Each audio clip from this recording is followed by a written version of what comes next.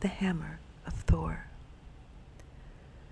Sif was the wife of mighty Thor, the thunder god, and she was very proud of her beautiful golden hair, which she combed and braided with great care. One morning, when she awoke, she was filled with grief and dismay to find that her lovely hair had been cut off in the night while she slept. Her husband happened to be away that day, but when he came home late at night, Sif was careful to keep out of his sight. She felt so ashamed of her shorn head.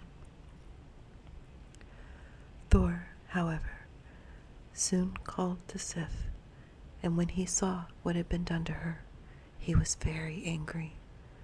Now Thor had a quick temper. Everyone feared his fierce anger. Who could have done this wicked deed, thought he. There is only one among the Aesir who would think of doing such a thing.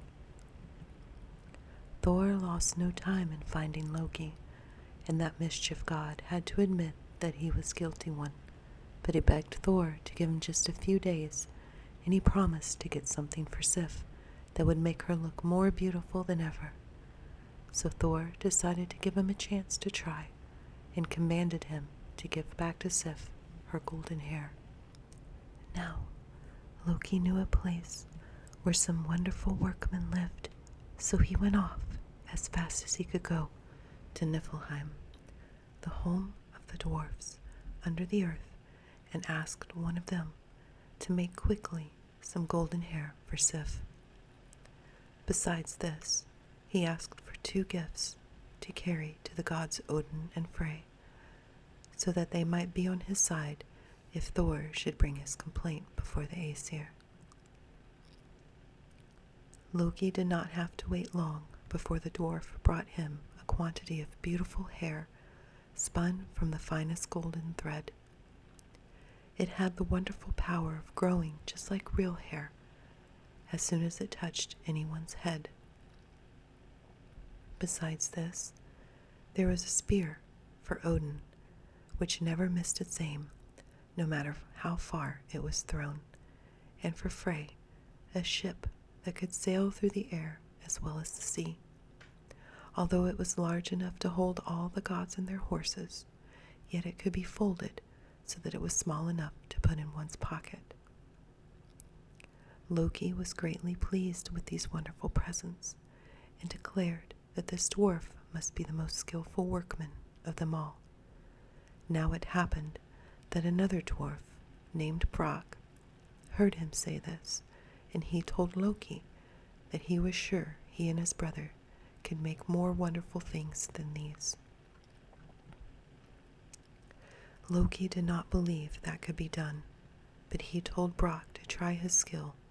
The Aesir should judge between them, and the one who should fail in the trial must lose his head. Then Brock called his brother Sindri, and they set to work at once. They first built a great fire, and Sindri threw into it a lump of gold. Then he told Brock to blow the bellows while he went out, and be sure not to stop blowing until he should come back. Brock thought this an easy task, but his brother had not long been gone when a huge fly came in and buzzed about his face, and bothered him so that he could hardly keep on blowing. Still, he was able to finish his work, so that when Sindri came back, they took out of the fire an enormous wild boar, which gave out light and could travel through the air with wonderful speed. On the second day, Sindri threw another lump of gold into the fire and left his brother to blow the bellows.